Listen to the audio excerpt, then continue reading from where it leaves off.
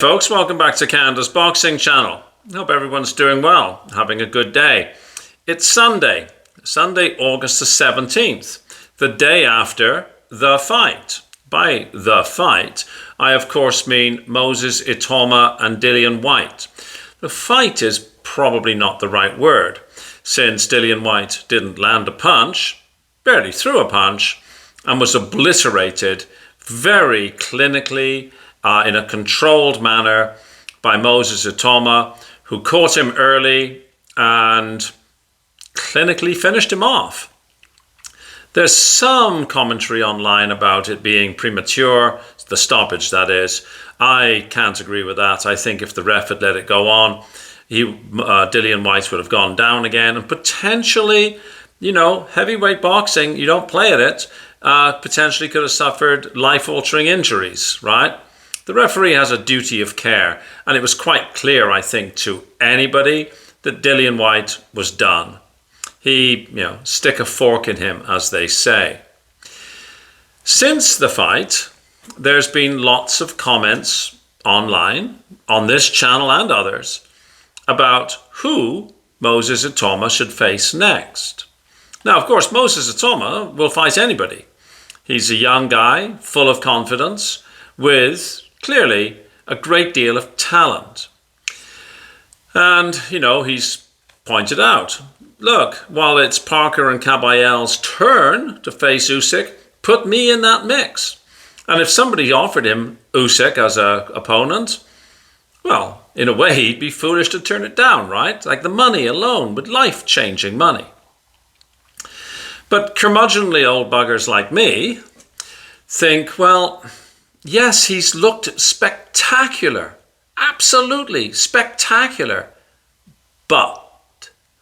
and the but is, he's not actually faced anybody who's really highly ranked. Dillian Whyte is by far the best name on his record, but Dillian Whyte is an old 37. He's younger than Usyk, but he walks like I walk. He's an old man. Punch resistance was gone, hadn't led the life, lost a lot of weight. Was that good or bad? We don't know. And I think that it's almost unfair to put Moses in with the elite level, win or lose.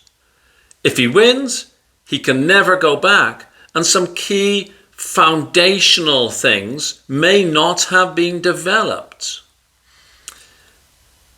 It's important that he gets rounds in.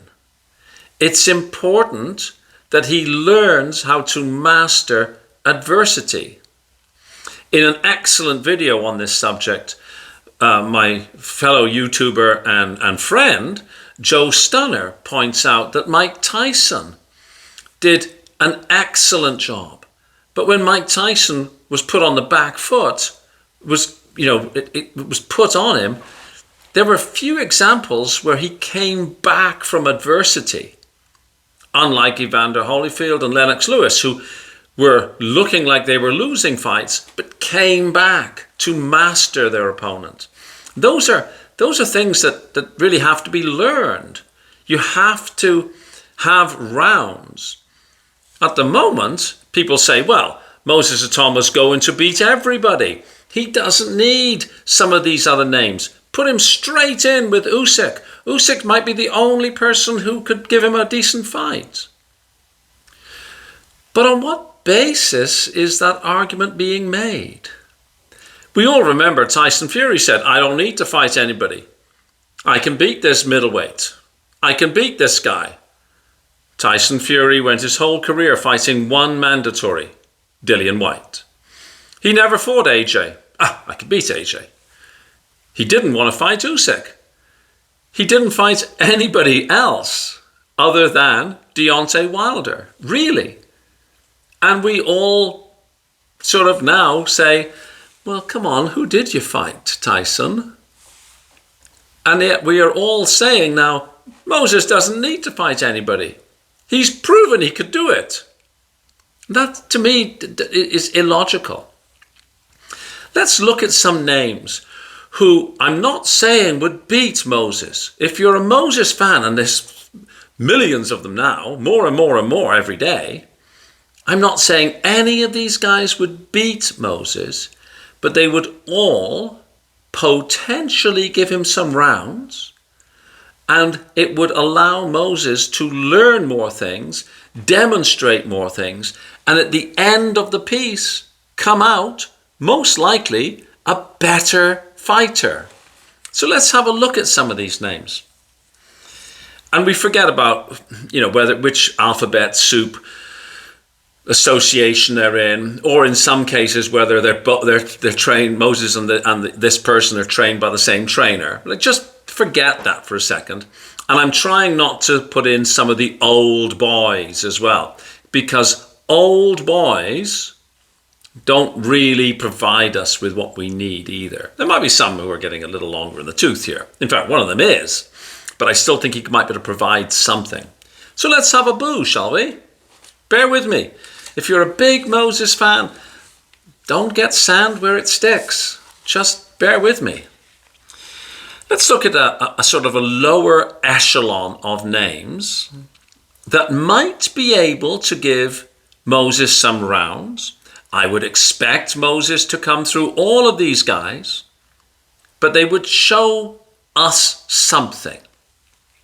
Let's start off with one of my least favored fighters, other than the fact he's very funny and trash talking, the aficionado of pharmaceuticals, Big Baby Miller. Miller, who's not been down, stopped at the end of a fight against Daniel Dubois, a braggadocious fellow who comes to fight. How would he do? Would he give Moses some rounds? Probably. And I suspect he would lose. Efe Ajagba. Efe Ajagba is an interesting cat. Again, I would expect him to lose, but he might bring out something else in Moses. Lawrence Okoli, one of my least favored stylistically, he might again provide something different. And then, of course, we've got the master of the buffet. Yes, indeed. The King of Scotland, the sparring king who stopped Usyk, and there was blood all over. The vegetarian, Martin Bakole. Martin Bakole, I would expect, would absorb a lot of punishment before keeling over. But it would test Moses. Now, if we move up to the next level, well, Zhilei Zhang, terrible fitness, but for 6 rounds, another southpaw, another big hitter, just a monstrous fellow, that would allow us to see something else. Fabio Wardley, one of my favorite fighters. They're trained by the same guy. This is what I mean. This is a little bit fantasy fightish, right? Fabio Wardley, I would imagine, would be technically outclassed, but would go down swinging. And if he connected, he's also a vicious finisher. He might put Moses on the back foot. We have no idea what Moses is like on the back foot. And then we've got Filip Hrgović. Now, Filip Hrgović, who took a bunch of shots from David Adeleye, also threw a bunch of shots, close to 500, maybe a smidge over. It was 466 at the beginning of the last round. Massive output, big fellow, solid chin, leaky defense. We would see what Moses could do. He might blow through all these guys, in which case anybody who's on the Moses Itauma train is like, yeah, I told you, see? But think of what these fellows, all of whom are a bit different, would bring out of Moses. And imagine what he would learn, he and his team would learn. And now we look at more of the top echelon. And notice I'm not going to speak about AJ or Fury. Fury may or may not be retired. AJ, who knows? So I'll just leave those alone, right? They really are yesterday's men. But let's have a look at Daniel Dubois. As you know, I am not a fan of Daniel Dubois at all. But mostly because I'm not a fan of the bitterest man in boxing, his head coach, Don Charles. I think Dubois is a bit of a simple fellow, to be perfectly honest. But hits like a freight train. A little bit sort of come forward, not a lot of movement. But a flat track bully, and if he was able to land on Moses, we would then really see what is Moses like under pressure, because Dubois is definitely an offensively blessed fighter. I think personally what would happen is that Moses would put it on him and Daniel would get confused and Daniel would quit again. That's just my view. But if he was able to put it on Moses and connect with Moses, put Moses on the back foot, what's Moses going to do? Is he going to do what Usyk did? Move out of the corner and drop him? I don't know. And this is the point. We don't know, right? Lots of people absolutely knew that Tyson Fury was going to destroy Alexander Usyk. Well, how did that work out? Parker is the most likely person, I think, that Moses is going to fight because of the machinations of the double excellent Turkey, who I think, because of his vast wealth, can sort of make fights happen which may or may not make sense, But I think Parker actually could be quite vulnerable to Moses, to be honest with you. Dropped by Zhang. Looks a lot better than he did. It's hard to say. I think that if Moses fights Parker, Moses might win. Moses could be the WBO champion, never having beaten a top 10 guy other than Parker. How weird would that be, right? Talking about, where's the cleaning out of the division?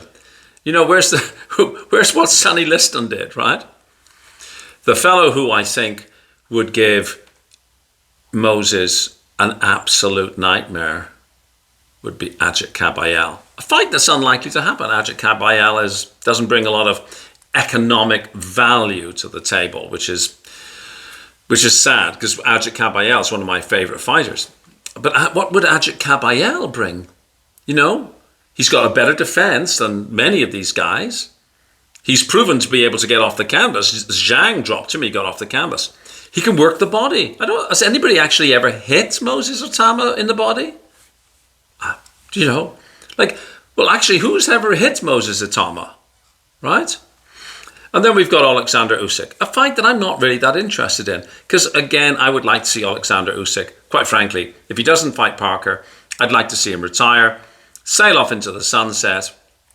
He's made a lot of money, generational great. We could then have conversations about where he sits in the all-time greats. He's undefeated.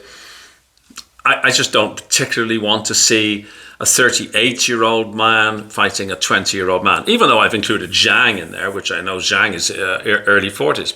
It's because Zhang would bring something else out. With respect to Usyk and Moses, if they did fight, it would be very hard to bet against Usyk. Though Moses, I think, would give him a lot more to think about than Dubois did, than AJ did. Would he give him as much to think about as Fury did? I don't know. But, some of these names, I think, would teach us an awful lot about Moses. I'm not saying that anybody on this list, with the potential of Kabayel and Usyk, of course, I think that Moses would, based on what I've seen against essentially stationary targets who weren't able to hit him, I think Moses would beat most, if not all, of these people. But Has anybody ever seen what Moses is like in round 10 after pulling himself off the canvas, maybe with a cut? Well, no, we haven't. It's never happened. But we know this about some of these other fighters. Filip Hrgovic cut hideously yesterday. Second round. Looked like it could be stoppage. How did he handle that? Got a cut man to fix his eye, and he came in and just carried on throwing. For that matter, David Adelaide. When David Adelaide is dropped, what does David Adelaide do? Well, he gets up and he's vicious and he threw the kitchen sink. So we know something about all these people, right? But we don't know this about Moses Itauma. That's my point. Will Moses be a world champion in future? Oh, I think it's odds on that he will. But as a boxing fan, wouldn't you like to know more about him? Wouldn't you like to be able to say, oh, he can go in with X, and if he gets put on the back foot, he will do this, he will do that, because he's done this and he's done that against these other fighters. Right now, it's all speculation. And I don't think that helps the sport. I don't think it helps the fighter. And I think it doesn't really help us as fans really know how to categorize somebody, where to put them in the great universal pecking order of heavyweight fighters. That's my opinion. I know a lot of you will disagree with this, but let me know who you think you would like to see go in with Moses and why. And what do you think would happen? You know, you could say, well, Justice Hooney, put him in. Look at what he did against Fabio Wardley. I think he'd get slaughtered, to be perfectly honest. But hey, you know, and I like Justice Hooney. I think he did great against Fabio. But, you know, explain why you think a certain fighter would be good for Moses Itauma to fight. And what would you like to see come out of it? Anyhow, let me know in the comment section. Have a fabulous day wherever you are in the world. And if you can, please like, and please share, and please subscribe to this channel. Talk to you in the comments section. Thanks for watching. Cheers. Bye-bye.